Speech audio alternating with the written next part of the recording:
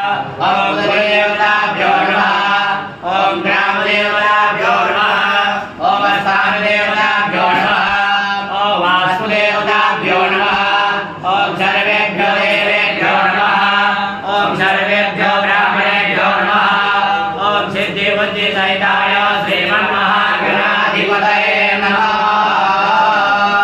पुनस्ते पुष्पाणि गृहीत्वा ओम सुमुखश्चैकदन्तश्च